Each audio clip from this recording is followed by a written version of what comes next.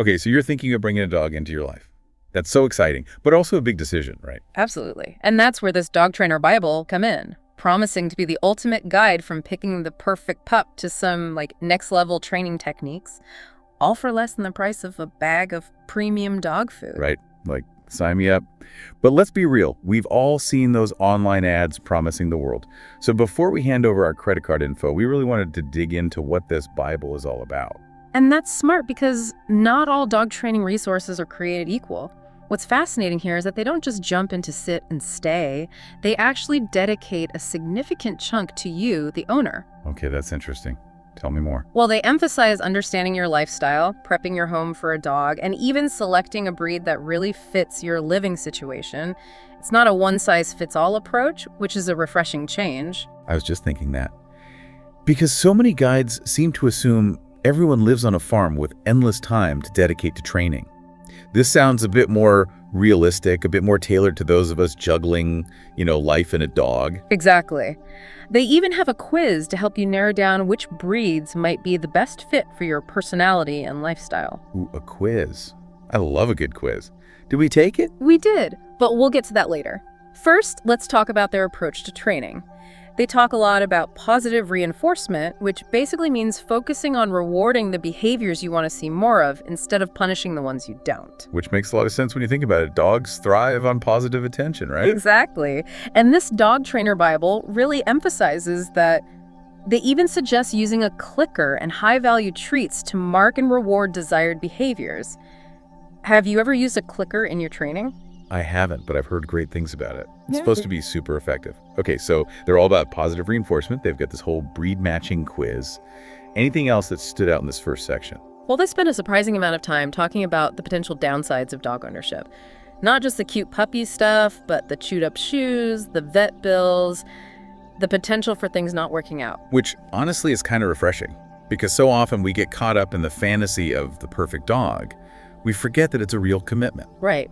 And they really want you to go in with your eyes wide open. They even dedicate a whole section to the financial responsibility of owning a dog, which, let's be real, can be a lot. So true. Between food, vet care, toys, treats, it adds up quickly. It really does. And they break it all down for you so you're not caught off guard later on. Okay, so they're focusing on the owner's lifestyle, the importance of choosing the right breed, responsible dog ownership. It's a lot to take in, but in a good way. It feels like they're setting you up for success, wouldn't you say? I'd agree with that. They're laying a solid foundation before they even get to the nitty-gritty of training commands. Which makes me even more curious to dive into the actual training methods they recommend. But first, let's talk about those 37 ebooks they keep mentioning. 37 ebooks. There's that number again. All right, let's unpack that. I mean, that's a lot of reading, even for the most dedicated dog lover.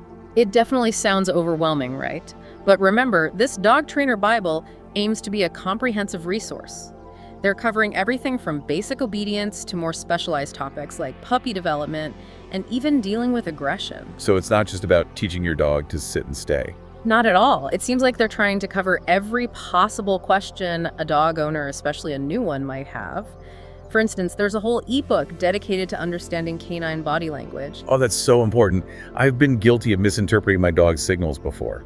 Like, I thought she was asking for a belly rub, but she was actually feeling anxious. It's surprisingly easy to misunderstand what our dogs are communicating. This guide provides a breakdown of common postures, facial expressions, and even tail wags, helping you decode their silent language. See, that's the kind of practical information I'm looking for.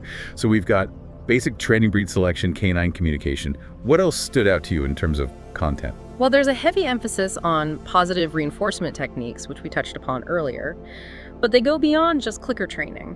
They delve into different types of rewards, how to use play effectively, and even how to shape more complex behaviors through successive approximations. Successive approximations. Okay, now you're just using fancy words to sound smart. Break it down for me. Basically, it means breaking down a complex behavior, like teaching your dog to fetch your slippers, into smaller, more manageable steps. You reward each progressive step towards the final behavior, gradually shaping it over time. Ah, that makes sense.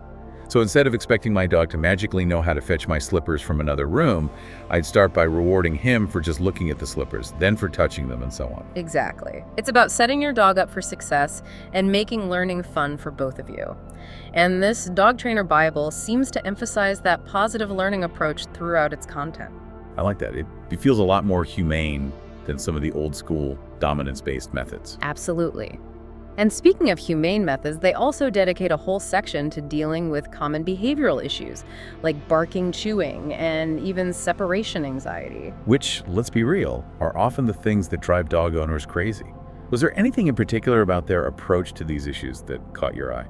Definitely. They seem to advocate for understanding the root cause of the behavior rather than just trying to suppress it. For example, instead of just punishing a dog for barking, they encourage you to figure out why they're barking in the first place. Is it boredom? Fear? Territoriality? Once you understand the underlying reason, you can address it more effectively. That makes so much sense. It's like with human behavior, right? There's always a reason behind our actions, even if we don't realize it ourselves. Precisely. And they offer practical solutions for addressing those root causes, like environmental enrichment for boredom, counter-conditioning for fear, and so on.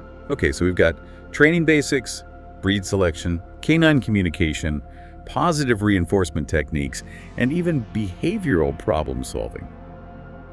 Phew. They really aren't kidding with this whole comprehensive thing, are they? Not at all, and we haven't even touched upon the bonus materials yet. Remember those audio programs and fillable templates? Right, the audio programs, what are they all about? Well, they cover a range of topics, from puppyhood to senior care. One that caught my eye was the one on canine first aid. It could be super handy to have that information readily available in case of an emergency. Oh, totally. Like, what do you do if your dog gets stung by a bee or eats something they shouldn't have? Having those first aid basics at your fingertips could be invaluable. Exactly. And as for the fillable templates? Please don't tell me it's another 130 dog treat recipes. As fun as that sounds, I'm not sure my oven can handle that kind of pressure. Don't worry, it's not more treats this time. Think more along the lines of training logs, meal planners, and even checklists for vet visits. Okay, so maybe not the most exciting things, but potentially helpful for staying organized. Exactly. They can be a good way to track your dog's progress, ensure you're consistent with their routine, and even have all the important information handy for your vet appointments. Okay, I see their value. Though I have to admit, part of me likes the fly-by-the-seat-of-my-pants approach to dog ownership. But maybe that's why my dog still steals food off the counter. Well, we all have our strengths and weaknesses. But hey, if these templates can help create a little more structure and maybe prevent a stolen sandwich or two, maybe they're not a bad thing.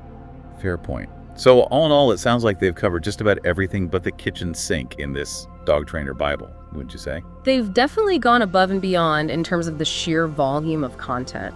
But the question remains, does the quality match the quantity? And are their training methods truly effective? That's what we need to delve into next. All right, let's get into it.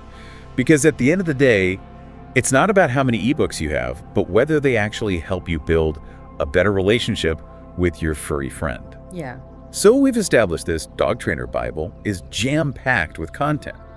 But the real test is, does it deliver on its promises? Right, because it's one thing to have a mountain of information. Yeah. It's another thing entirely if that information is actually helpful, accurate, and easy to apply. Exactly. Because at the end of the day, that's what's going to make or break this Bible. Absolutely.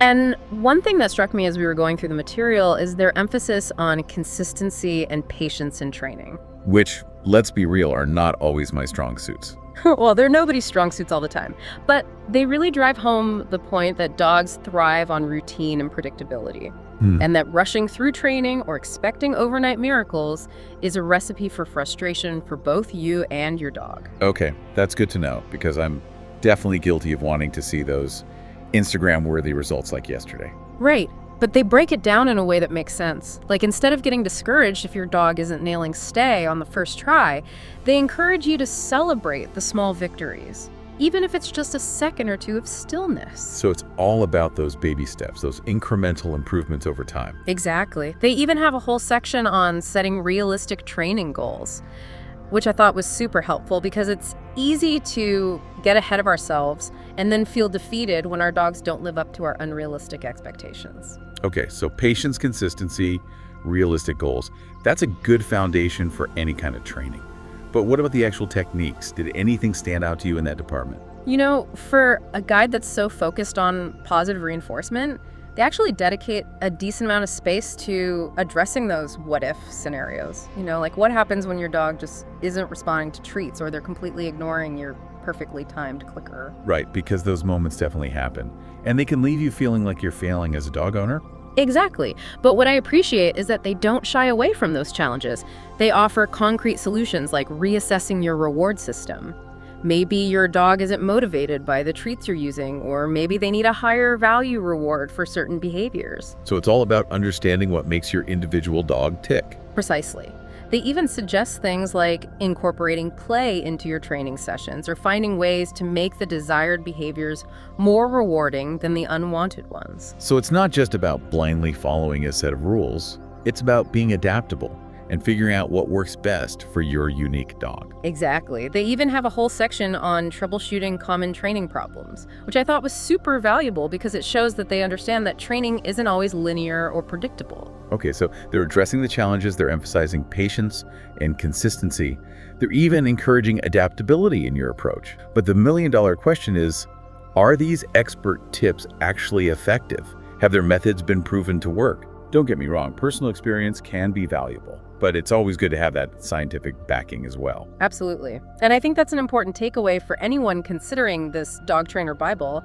It can be a great starting point, a springboard for further research and exploration, but it's essential to approach it with a critical eye. Do your own due diligence and maybe even consult with a certified professional trainer if you have specific concerns or challenges. Right, because at the end of the day, every dog is different, and what works for one might not work for another. Exactly. And that's the beauty of dog training. It's a journey of discovery. And this Dog Trainer Bible might be a helpful guide along that journey, but it's ultimately up to you, the owner, to be an informed and compassionate leader for your furry friend. Well said.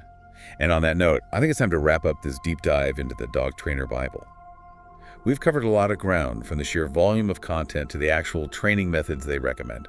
But ultimately, the decision of whether or not to invest in this resource is up to you, dear listener. Just remember, the most important thing is to approach dog ownership with an open mind, a loving heart, and a willingness to learn and grow alongside your furry companion. And hey, if those homemade dog treat recipes actually work, let us know. Yes, send us pictures of your perfectly behaved pups enjoying their gourmet snacks. Until next time, happy training.